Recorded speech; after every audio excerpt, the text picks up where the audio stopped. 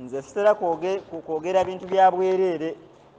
Ebiseera ebisinga bwe mba njogera ebigambo bye njogedde ne bwe mbyogera n'abantu nga batono ddala, ntera okubirekodinga kubanga mmanyi nti bigenda kugendera abantu bangi ddala, so sitera bigamba bantu batono.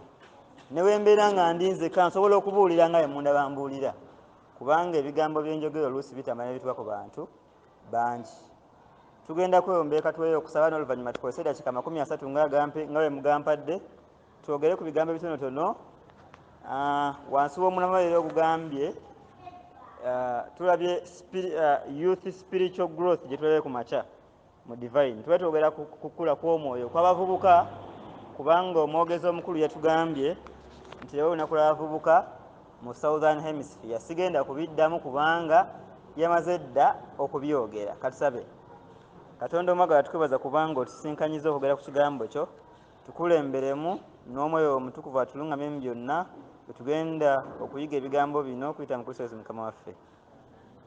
Kakati mujja kunzikiriza abaagalwa balungi, awamu nja kwesomera, awamu mujja kunsomera, kubanga ndaba Bayibuli gye nkute ya Luzungu lwokka, ate nga bali emanyi tulina ey'Oluganda, so kati mujja kunnyambako awamu munsomereko. Tugenda kwongereza ku bubaka bwe twafunye mu divine. Divine omwogezi omukulu yatugambye nti youth spiritual celebration commitment, spiritual commitment of the youths. Yakyogeddeko bulungi omukulu Mathew Genesis Sentongo, kati saagala kubeera nga nzirayo gye yavudde, naye nsaba ntandikire we yakomye mu ddakiika 30 twongerezeeko. Twasembyeyo okusoma lunyiriri ki mpozi ababadde mu divine. Mukulu Genesis yasomye lunyiriri ki olwasembyeyo? Olunyiriri olusembayo mu Bayibuli ku bikuli 22 olunyiriri 21.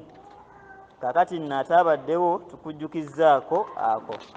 Kyetugenda okwogerako kiriko omutwe gugamba nti a value added youth. A value added youth.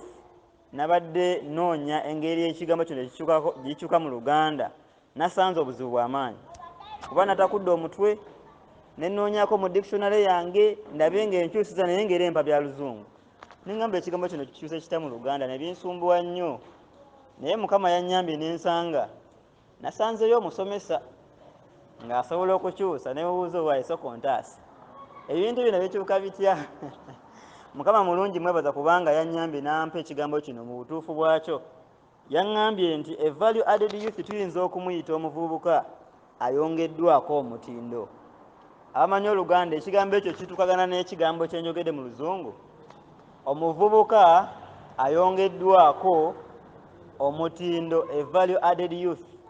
Twagala kwogera ku muvubuka naye nga ku mulundi guno ayongeddwako omutindo, nga tali ku mutindo guno ogwa bulijjo, ng'avudde ku mutindo gwa bulijjo kati ogw'abakadeyideyi nedda, nga tali ku eyo level, ng'agenze ku level eyawagguluko.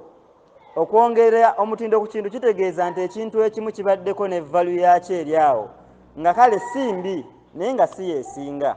Naye okukyongerako omutindo bakiteeka mu mbeera ekifuula okubanga ate kirungi nnyo okusinga nga bwe kikoze eki nga bwe kibadde.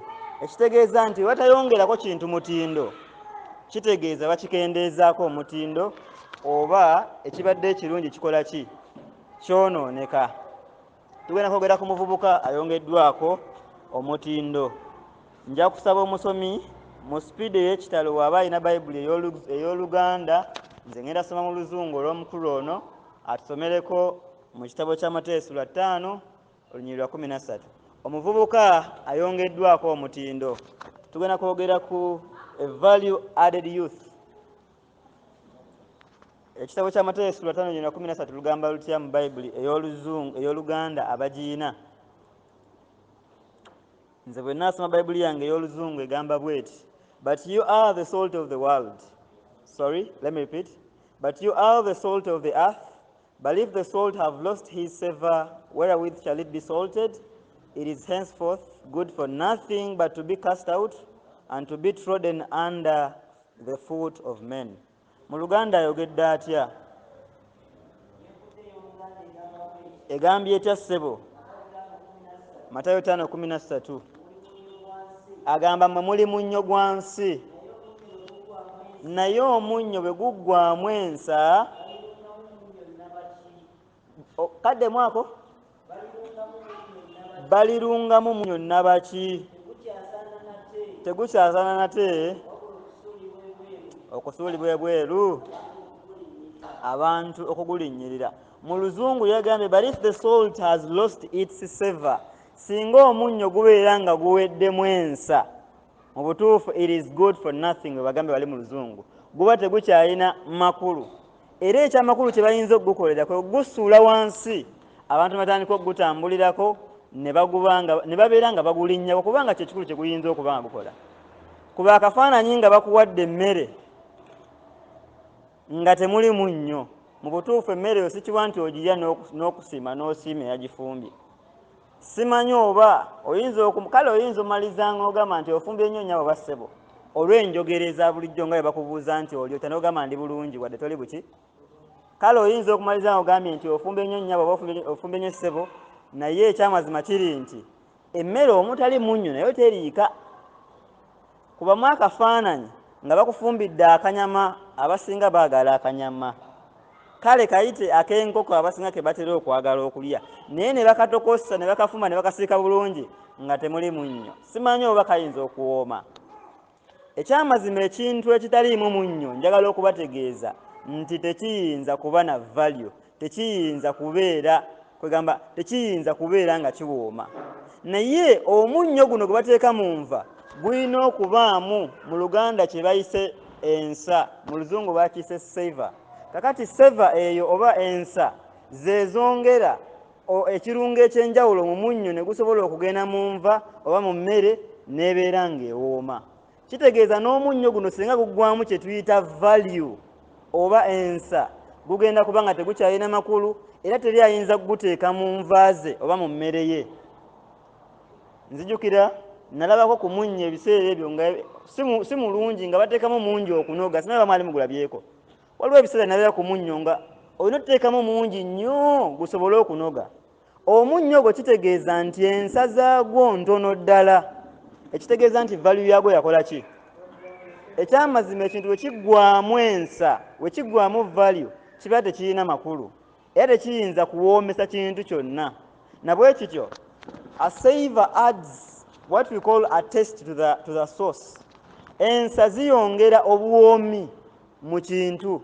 Kakati omunnyo ogulina ensa baguteeka mu mmere ebadde etawooma, nebadde kwegamba neetaayidde bulungi, osobola okugirya. So nga ate singa ebanga eyidde bulungi nga teri munnyo eyinza okukulemerera. Era njagala okubategeeza nti abantu bangi abatalya munnyo naddala bano betugugaanye, betugamba nti nnyabo gwe omunnyo guveeko. Ekyamazima obulamu bwabwe bayitamu buzibu ddala era si bwangu. Era n'okubategeeza nti nnyabo wabula va ku munnyo, naffe tekitubeerera kyangu, kubanga okulemesa omuntu okulya omunnyo bannange ekintu kinene ddala. Osobola okuva ku sukaali nga bamugambe tomunywa. Nze maze ebbanga ddene nga siteeka sukaali mu caayi wemba munywa, naye si kizibu nnyo. Naye okuŋŋamba nti lya ebitaliimu munnyo, ekyamazima obeera onkubye omuggo gwennyini, kubanga emmere etaliimu munnyo mu butuufu teriika. So batugambye nti mmwe muli munnyo gwa nsi, naye omunnyo bwe guggwaamu ensa guba tegulina makulu. So twogera ku youth oba omuvubuka alimu ensa. Omuntu omu yaligambye nti bino bigambo by'abavubuka olunaku lw'abavubuka, naye njagala okubategeeza omuvubuka tekitegeeza butegeeza myaka nti oli mu 10 paka mu 20 oba 30. Obuvubuka kitegeeza ekiseera kye tubeereramu nga tulina amaanyi agasobola okubaako kye tukola. Osobola okuba mu myaka 7 oba 5 oba 6 ng'osobola okubaako by'okola otya, naawe osobola okuba omuvubuka mu ngeri eyo. Ebigambo bino saagala ogambe nti nze jjajja w'abaana sijja kubibuuza kubanga beka tebinkwata, kubirabika byabali. Njagala okubategeeza nti ffenna bitukwatirako wamu, kuba mu ngeri emu oba endala buli muntu muvubuka. Omukulembeze w'abavubuka ayitibwa mukulu Genesis Marvin Sento ng'atwala mu kanisa eno, we yabadde ayigiriza yatukubiriza okubeera nga lutambulira mu makubo oba mu kkubo eggolokofu. Era yatugambye nti waliwo amakubo waliwo ekkubo eriringa eddungi. Yasomye olunyiriri lwabadde mu kitabo kya Proverbs 14:22 sigenda kisoma. Yagambye nti waliwo ekkubo eriringa eddungi lirabika nga eddungi naye ng'enkomerero yaago ge makubo ag'okufa. Ekkubo liringa ddungi naye ate mu maaso eririna amakubo mangi agalivaako naye gagenda mu kukola ki? Mu kuzikirira. Njagala okubategeeza ku nsonga eyo yennyini nti ekkubo ery'obulamu liririmu go si mangi, ag'okuzikirira mangi. Ekyamazima ag'okuzikirira maki? Mangi. Naye ekkubo erigenda mu bulamu obulungi, ekkubo erigenda okuleeta mu kiseera eky'okwesiima liririmu. Era ekkubo eryo ye Mukama waffe Yesu Kristo. Kyekirungo ye value esobola okugattibwa ku muntu n'asobola okubeera omuntu ow'enjawulo. Mu kitabo kya Yokaana Sura 14 olunyiriri lwa 6 njagala omusomi wange atuukeyo bulungi atusomere ebigambo ebiri awo. Ekyamazima tewaliiwo makubo mangi gagenda mu bulamu butaggwawo oba mu mbeera ey'okweyagaza oba eyeesiimisa. Ekkubo liririmu lyokka ye Mukama waffe Yesu Kristo. Atuuseeyo nsaba atusomere Yokaana 14 olw'omukaaga lugamba lutya ssebo? Yesu n'amugamba nti nze kkubo, nze mazima, nze bulamu. Tewali ajja eri Kitange wabula ng'ayita mu nze. Abaagala balungi njagala okubategeeza nti ekyenjawulo omuntu yenna kye yeetaaga oba omuvubuka okusobola okubeera a value added youth oba omuvubuka ayongeddwako omutindo yeetaaga Yesu Kristo, kuba Yesu agambye nze kkubo, nze mazima, nze bulamu. Teri agenda tuuka mu bakabaka ba mu ggulu okuggyako ng'ayise mu nze. Ekitegeeza weeyagala okugenda eri Katonda Kitaffe nga bwe tumuyita ebiseera ebisinga, tagambye nti teri agenda eri Kitange, agambye teri ajja. Muwulire ebigambo bino eby'Oluganda. Teri ajja eri Kitange okuggyako ng'ayise mu nze. Ekitegeeza okuggyako ng'azze gye ndi, kye yali ategeeza. So Kristo bw'oba oyagala kugenda mu bakabaka ob'omu ggulu olina kutuuka ku ye nga transport office omukulu n'asobola okuwa passport ekutwala mu bakabaka ob'omu ggulu. Si kyokka, ekirala ye yekka asobola okwongera value ku bulamu bwe abadde omuvubuka atalina makulu n'ofuuka a value added youth. Ebigambo bino biri mu kitabo kya Yokaana Sura 15 olunyiriri lwa 5. Nsaba omusomero otuukewo tulabe Yesu Kristo ng'annyonnyola ku bigambo bino mu dakiika si nnyingi tubeere nga tubunzika obubaka buno. 15:5 agamba atya Yokaana? Yesu ayongera ebigambo bino ng'abyogera. Yesu agamba nze muzabbibu.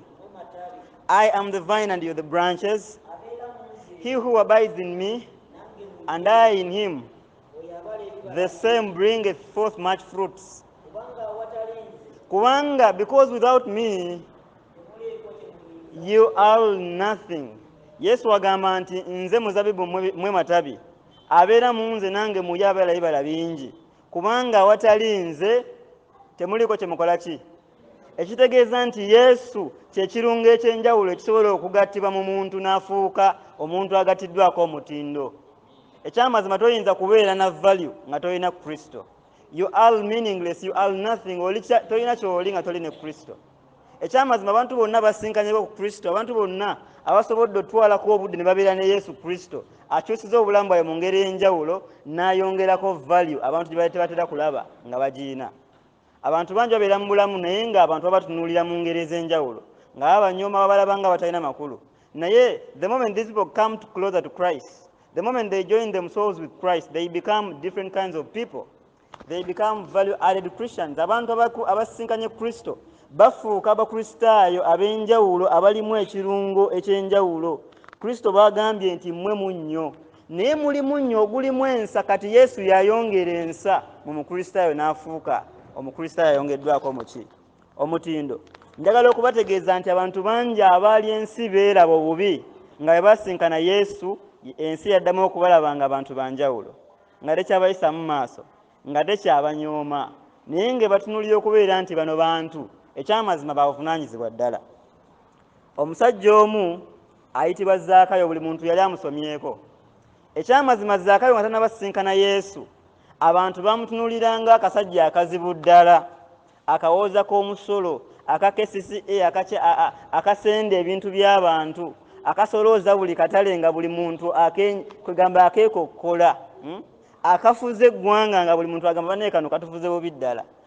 ekyamazima Zaakayo buli muntu yali tamwagala sinja kwogera bwentyo watali muntu ayagala muwoza wa musolo ebiseera bingi ntera okulaba KCCA nga bayitamu naye buli muntu abatunulira ng'ekizibu lwakuba tetulina buyinza abasinga naye bangi baali bakubye nga amayinja njagala okubategeeza nti Zaakayo nga tanasinkana Yesu buli muntu yali amwennyala nga tamwagala kubanga yali abayisa buki naye Yesu bw'asinkana Zaakayo n'amwongerako ekirungo kye tuyise seva gye tuyise value Zaakayo ekyamazima abadde ekizibu eri society abadde ekizibu eri abantu bonna ekyamazima yabayita ewuwe ne bakuŋŋaana n'abaddiza ne ku bintu byabadde abanyagako Zaakayo value yalabika nga Kristo amusisinkanye ekyamazima Zaakayo yepositioning okusinkana Yesu naye tebyamusala Zaakayo oba oliawo yawulira nti wosinkana Yesu ofuuka ekitonde ekyenjawulo era yasala gonna amusisinkane yawulira ng'obulamu bwe tebujjudde ensinga emukyaye nnyo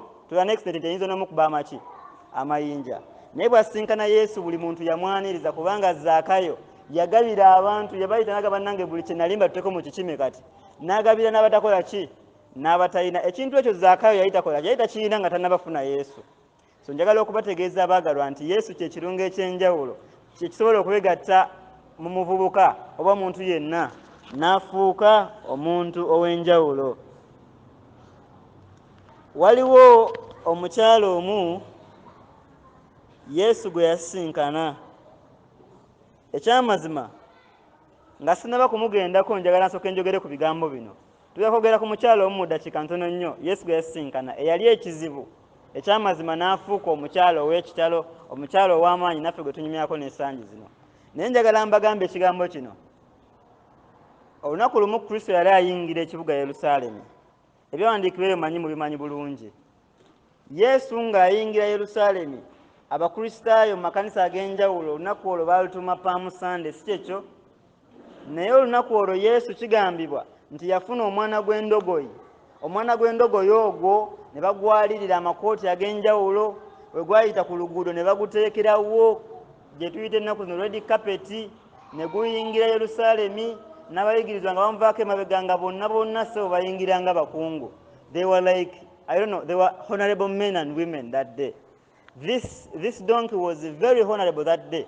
Lwaki yali so honorable? Kubanga yali yeetisse omulokozi, kubanga yali yeetisse ekirungo ekyenjawulo, yali yeebagadde omusajja aleeta ekitiibwa mu ngeri yaki ey'enjawulo. Ebigambo bino byenjogedde ndabika mbyogedde bwogezi naye bw'onaasoma ekitabo kya Matayo 21 olw'omusanvu n'olw'omwenda ssebo nsaba tusomerewo katono.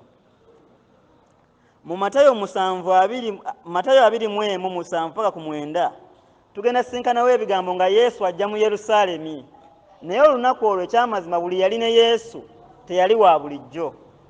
Ekyamazima buli yali ne Yesu ku olwo yali wanjawulo nnyo kubanga yatambulira ku red carpet, teri yatambulira ku ttaka. Ekyamazima ku olwo ekibuga kyonna buli mulyango gwasi kwegamba gwakwatirira abantu naye nga ki ekireese akajagaliro konna? Kabaka yali ayingira mu Yerusaalemi. Naye ekyanewuunyisa kye kino nti endogoyi eno yali emwetise, ekyamazima yali terina kyeri naye ekitiibwa kye yafuna ku olwo mu butuufu teyaddamu kifuna emirembe gyonna. Lwaki? Yali yeetisse Kristo. Ssebo nsaba otusomere. Agambye atya? Abayigirizwa ba Kristo ne bagenda ne bakolanga Yesu bwe yabalagira ofuna enfalaasi oba endogoyi oba omwana gw'endogoyi. Ne baleeta endogoyi. Weebale ssebo. Ne bassaako engoye zaabwe, Kristo n'atuula, kabaka atudde. Ssebo genda maaso. Abantu bangi ab'omu kibiina, a multitude, very many people gathered that very moment. Ne baalirira engoye zaabwe ku ttaka, bakola red carpet ey'ennaku zino. Mu kkubo mwonna ne baalirira. Abalala ne batema amatabi ku miti ne bagaalira mu kkubo olw'omwenda ssebo. Ebibiina ebyakulembera Kristo na byonna ebyava emabega we ne byogerera waggulu ne bigamba nti Ozaana eri weebale aweereddwa omukisa ajja mu linnya lya Mukama. Weebale nnyo ssebo, weebalire ddala. Ekyamazima olunaku olwo Kristo lwe yayingira Yerusaalemi, twogedde ku mwana gw'endiga guli, omwana gw'endogoyi, bagwaliriddeko engoye ez'ekitiibwa, bannange zaali za bbeeyi. Gutambulire na ku kape, tegwalinnya mu ttaka. Olunaku olwo gwayingiza Kristo mu Yerusaalemi, bannange buli muntu yakuba emizira. Buli muntu yasanyuka, yasagambiza era n'agwa ekitiibwa nga kyanjawulo. Njagala okubategeeza nti ebyo byonna bwe byaggwa, enfalaasi eno egenda okudda mu Yerusaalemi olulala ng'ogamba eri yagirabawo. Ekyamazima yayingira Yerusaalemi, tewali yadde yajaniriza, teri yadde yajalira yadde akakeeka, wadde gino emikeka gye bayita kyaki. Mugitegeera emikeka gye bayita kyaki? Emikeka gye bayita kyaki gye baaluka nga tegiriimu designs ez'enjawulo, bayise kyaki kyakulinnyako, ebibeerabeera awo ebityo. Enfalaasi eno egenda okukomawo mu Yerusaalemi, ekyamazima nga terina Kristo, nga teri ayinza kujaniriza, nga teri ayinza gikubira mizira yadde okujalirira yadde akakeeka akabi, lwa nsonga nti Kristo ye yali ayongedde ekitiibwa ku ki? Ekyamazima n'abayigiriza bwe bayingira Yerusaalemi ku mulundi guno, buli muntu yali abakubira n'akaluulu, naye ebiseera ebyaddako nga batambulatambula nga teri naayinza kubalabawo. Lwaki? Ku luli bazze n'aw'amaanyi, bazze n'aleeta ekirungo ekyenjawulo mu bulamu bwa buli muntu, bazze n'ateeka vali mu bulamu nga ya Yesu Kristo. Yesu kye yagambye nti awatali nze temuliko kye mukola ki? Temuliko kye muyinza, kubanga Yesu y'ayinza otusobozesa okukola byonna bye tukola. Ekyamazima awatali Kristo tewali Mukristaayo n'omu ayinza kubeera nga abalwamu ekirungo ekyenjawulo. Njagala okubategeeza omukyala gwe tuba twagala okwogerako ayitibwa omukyala Mary Magdalene. Ennaku ezo mbadde mwogerako, abadde batera okulaba obubaka bwe tuyisa ku Holic Media ku mikutu gyaffe giri ku Facebook, YouTube ne Twitter. Obubaka buno obadde buyitayo. Twali twogera ku mukyala ayitibwa Mary Magdalene, naye nsaba nziremu mwogereko wano mu dakiika si nnyingi. Ekituufu kiri nti omukyala ono nga tannabasisinkana Yesu, ekyamazima teyali mukyala wa buvunaanyizibwa. Ekyo buli muntu yenna akimanyi. Era ekyennaku oba ekyembi kigamba nti baganda baffe Abasiraamu bwe twogera ku mukyala Mary Magdalene bagamba nti eyo emboozi teyaliiyo, baagattamu ngatte mu byawandiikibwa. Si ntuufu. Naye njagala bakakasa bassebo ne bannyabo nti omukyala ono Maria Magdalene mu Bayibuli, mu bitabo byonna eby'enjiri, mwali woogenda mu Luka amwogerako, Yokaana amwogerako, Matayo amwogerako ne Makko, buli wamu waali. Naye ekyenjawulo Maria Magdalene nga tannasisinkana Yesu, buli muntu ekyamazima yali tamwagala, era kye baali bayinza okumwagaliza kwali kufa. Olunaku lwali lumu, nga ye mubimanyi bulungi ebyawandiikibwa bino, Maria bamukwata ekyamazima ayenze, naye okumanya baali tebamwagala, tebaaleeta mwenzi musajja gwayenze naye. Era asomye ekyawandiikibwa nti Maria bamuleeta n'omwenzi omusajja wangi. Tulaba omukazi omwenzi nga bamulese yekka. Abaffe yali ayenze ku mbwa, yali ayenze ku nte. Omukazi ono waakwatibwa mu bwenzi, ekyamazima yali n'omwenzi omusajja, si kyekyo. Naye okumanya ensi yali temwagala, baleeta mwenzi mukazi yekka. Era Yesu asinkana Maria nga bonna bagamba omukazi tumukutte red-handed mu bwenzi, naye nga tebalina nagwe bamukutte naye.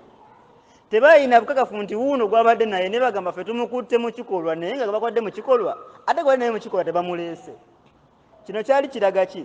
Abasajja bano n'abakazi bano baali bakooye Maria nga balaba alina kukola ki? Kufa.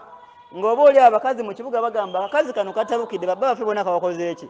Kabamazeeyo. N'abasajja abamu nga balina ettima lyabwe, simanyi oba kiki ekyali kibatuuseeko wakati waabwe naye baali tebamwagala ebitagambika. Era bagamba Yesu gwe omwogerako kirwaki tetumukuba amanja n'afa? Yesu mu kutunuulira Maria ekyamazima yamukwatibwa ennaku, naye ye mu kumaliriza yagamba Maria ebigambo bino. Yamugamba nze sikuseera musango kukusinga. N'amugamba naye genda toddangamu okonna nate. Ekyamazima Maria yasinkana Yesu yali muntu ensi gwe tayagala, yali muntu ensi gwe ekyaye nga bagamba afe, kafa akakazi kano naye kalifa lumbe eki. Naye ekyamazima Yesu bwe yajja mu bulamu bwa Maria Magdalene eyali akoze erinnya nga serebu mu kwetunda, malaaya aweeddwa n'erinnya ly'ekibuga kiramba, abadde Maria Magdalene ensi gwemanyi nga malaaya. Ekyamazima yafuuka Maria omubuulizi w'enjiri. era Yesu alina statement ze yakola ku Maliya nange ezinneewuunyisa. Maliya yali serebu w'ekibuga Magida nga bwe bamutegeera nti oyo ye akabuga kano kake. Naye njagala okutegeeza Yesu yayongera value ku Maliya n'afuuka serebu nga wansi yonna. Yesu n'atuuka n'okukola statements ezigamba nti ono omukazi ekikolwa ky'akoze ekyokusiiga Kristo amafuta ensi yonna egenda kumwogerako buli banaabuuliranga enjiri. Njagala okubategeeza nti Maliya Magdalene yafuuka omukazi ow'ekitalo. Era ssebo nsaba osome Luka 4:47-48 olabe ebigambo Kristo byayogera ku mukazi ono Maliya. Naye sooka osome Makko 14:9, Makko 14:9 oba osome Matayo 26:13. Maliya Magdalene kino kyewuunyisa yasisinkana Kristo abadde talina kyali, omukazi ensigo erabanga omwononefu. Yesu yakola declaration n'agamba nti ate ono Maliya ono gwe mbadde mugenda okuba amayinja n'okutta. Ekyamazima ono ye mulala nnyo. Makko 14:9 wagamba watya ssebo? Ye ssebo, Yesu wagamba mazima mbagamba nti enjiri buli gyeneebuulirwa nga wano wendi ekisaasi mu nsi banange si mu Yerusaalemi si mu Isirayiri mokka naye mu nsi mwonna. Ekyo omukazi ono gwe yalayogerako oli omukazi yali omwenzi Maliya. Maliya nti kyakoze okusiiga Yesu Kristo amafuta ge ag'omugavu ag'ebbeeyi n'okumunaaza n'enviiri ze. Yesu agamba nti yonna enjiri gy'enaabuulirwa mu nsi yonna ekikolwa kyakoze kigenda kwogerwako mu nsi yonna. Ekitegeeza nti Yesu yali alina value gyaladde ey'enjawulo ku mukazi ono abadde omuki omwenzi. Ekyamazima omuvubuka senga abeera nga afunye Kristo value ye erina okukyuka, alina okuva ku level kw'abadde n'agenda ku level endala. Babadde bamulabanga omutamiivu omunywi w'enjaga omwononefu naye bagenda mumulabanga omusajja n'omukazi ow'obuvunaanyizibwa ow'amagezi era nga wayimirira okwogera buli omu awuliriza. Nga luli abadde ayogera gamba kitugamba kyekyo tekirina makulu, tekirina kye kitugamba. Ekyamazima waba afunye Kristo Maliya Magdalene yatuukanga n'okwogera buli omu n'awuliriza kubanga Yesu yamutaddeko value. Ssebo tuuka we nagambye nga tumaliriza kuba ndaba eddakiika ziringa eziweddeyo. Luka 4:48 alina n'ekirala kyeyongera ku Maliya. Bannange Maliya ono njagadde mwogereko kubanga ekyamazima Yesu yagamba tumwogereko, bino si byange, Yesu yabyogera. Mu kitabo kya Luka nga tuwunzika katweyongereyo Luka 7:47 Bayibuli egamba etya? Yesu kyava ayogera ebigambo bino nti kyenva nkugamba nti Yesu bw'atunuulira Maliya ayongerako statement ku siri z'akoze n'agamba nti omukazi ono ebibi byonna ebingi bimusonyiyiddwa kuba okwagala kwa Maliya akutunuulira nga kungi naye asonyiyibwa n'okwagala okutono. Kati Yesu bw'atunuulira Maliya nga okwagala kwalina kungi, ekyamazima ye agamba ebibi byonna ebingi abimusonyiye. Era bw'oyongerayo n'olwanamu omwenda lugamba lutya? Yesebo. Yesu n'agamba Maliya nti ebibyo bikusonyiyiddwa nkusonyiye. Abaali ku mmere ne Yesu ne boogera batya? Ono ani ono asonyiwa n'ebibi bannange? Yavudde wa? Yali waawa? Manya agajjawa? Ali biki? Ekyamazima kiri nti Yesu yatuuka n'osonyiwa omukazi ono ebibi. Njagala okubategeeza nti Maliya serebu owa ddala ebitali ebyensi naye owa Bayibuli. Era yafuuka w'amaanyi ddala so oli omwenzi nedda. Ono ayogerwako nti agenda kubeera serebu mu nsi yonna buli muntu ng'amwogerako. Era teri wantu wabuulirwa njiri ne batoogera ku mukazi ono Maliya. Naye njagala okubategeeza nti ekirungo Kristo kyayongera mu bulamu bw'omukristaayo kyekirungo kye yeetaaga. Awatali Kristo tetuyinza kubako kye tukola ki. Kyekyo lwaki otwale mu camp meeting omulamu omukulu gwagambye nti I will go in the power of the Holy Spirit.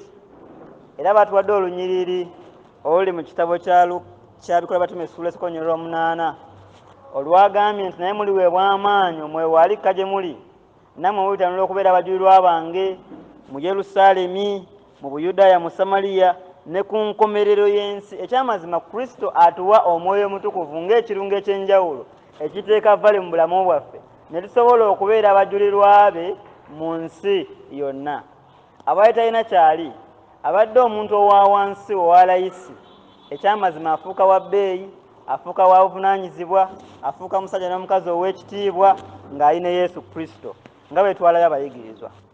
Obudde ndaba nga bunkutte, naye njagala malize nga mbagamba ebigambo bino bye sigenda kusoma, nti abasajja n'abakazi Yesu Kristo be yalonda okubeera abagoberezi baali abayigirizwa be.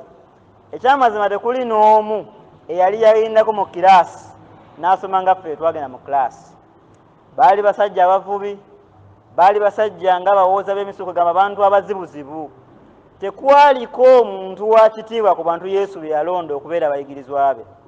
Among the 12 disciples, none of them was important, was a man of dignity. They were all laymen. They called themselves laymen, abantu abawansi, abalayisi, bano ababeera eri mu katanga, abantu abatalina kitiibwa. Yesu Kristo be yalonda okubeera ab'enjawulo ate bakola omulimu omuki omukulu. Ekyamazima twabalaba ng'abasajja bano n'abakazi baayimirira mu maanyi ag'omwoyo omutukuvu ne bagamba tujja kugenda Kristo gy'olutumye, otugambe tugende tubeere abajulirwa Yesu, tujja kugenda. Era ekyamazima Kristo nga baweereza omwoyo ku lunaku lwa Pentekoote, baalasa enjiri, baabuulira ensi yonna, neewulira abantu ne bakyuka ne badda eri Kristo. Naye beewuunyanga nnyo ne bagamba naye bano si babadde abantu abataasoma. Mu kitabo kya Bikola Batume kye kimu kyennyini essuula ey'okuna mulimu olunyiriri 8. Ssebo nsaba olusome tumalize n'olwo. Mulimu olunyiriri 8 13. Abantu bano abawulira enjiri nga Peetero agibuulira beewuunya nnyo ne bagamba naye si ono ataasoma, si be bano abatali bayigiriza, abantu ba wansi. Soma 13. 13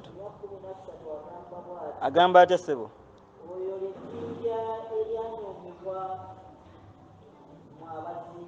13 ssebo genda 13 oli waggulu. Abantu bwe baalaba obugumu bwa Peetero ne Yokaana nga babuulira enjiri n'amaanyi, kwegamba n'okuba nga tebeetya, ne bagamba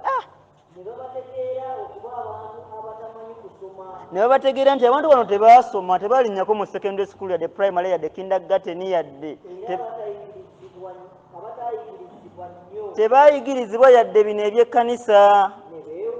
Abantu ne beewuunya ne bagamba batya?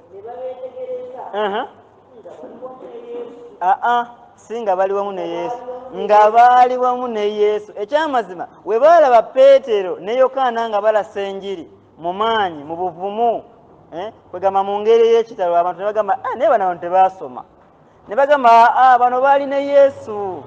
Ekyamazima Yesu wabeera n'omuntu amwongerako ki? Amwongerako value. Kakati nga twagala okubeera abakristaayo abalina ensa, nga twagala okubeera abavubuka abalina ensa, ekyamazima tulina okubeera ne Kristo, tulina okwegatta ne Kristo asobole okutwongeramu ekirungo ekyo, ensi kyenaatunuulira n'egamba nti yes, bano ekituufu kiri nti baaliko n'ani? Abaagalwa, Mukama atuyite essaawa eno, njagala kuwunzika nga ngamba ebigambo bino. Kristo atukoola naffe mu ngeri enjawulo, asobola mu ngeri gye yakyusamu valu z'abantu abo, mu ngeri ze yabayongeramu ensa ne babeera abasajja n'abakazi ab'amaanyi. Naffe ne leero akyasobola okukola otya? Asobola okukikola n'atukyusa. Abadde owalayisi, bwe nali njogerako n'omusajja omweyo gye nali mbeera, yali musajja w'amaanyi nga wa kitiibwa, naye we nayogerako naye ebigambo by'enjiri kyava ngamba ebigambo bino. Yangamba naye musawo nkubuulire, nalina omusawo gwe nkola naye, naye yaŋŋamba omusawo gwobe naye ntera okumulaba naye ekyamazima otegeera nnyo, nze male simanyi nti otegeera bwoti. Naye lwaki yayogera ebigambo ebyo? Yayogera ebigambo ebyo kubanga yawulira ebigambo byenjogera nga abaali tabisuubira mu muntu alinga nze mu butono bwe ndimu, ate n'emyaka nga nsinga mingi, n'agamba nedda, naye olina amagezi mangi, mbadde simanyi nti oli mugezi bwotyo. Naye ekyamazima ekyo amagezi oba okwogera kwe nayogera tekwali kwange, wabula Kristo eyali mu nze ye yaleeta ekyo n'asobola okundabamu value efaananako bwetyo. So nsaba tubeere ne Kristo oyo agenda naffe twongerako value, ensi ejja kutulaba nga tuli bantu aboogera buli muntu n'akola atya? N'awulira. wadde ng'ensi eringa etulabanga batalina kye tuli, naye nga tulina Kristo yatugambye ntujja kusobola bingi, era nzikiriza nti ajja kutuwa bingi ng'okabala kuno okusima kwebiri. Nolwo ebigambo ebyo nsaba Mukama abawe omukisa. Abagamba nti nze njagala ku Kristo nnyongereko value, nja kubasaba tuyimirire tulombeekole okusaba.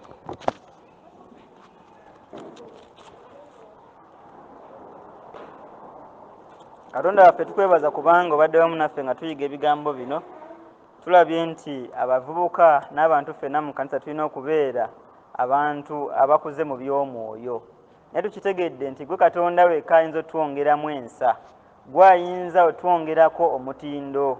Tubadde abantu abanyoomebwa, ensi betunuuliranga abatalina kye bali, beerabanga abantu abatalina makulu.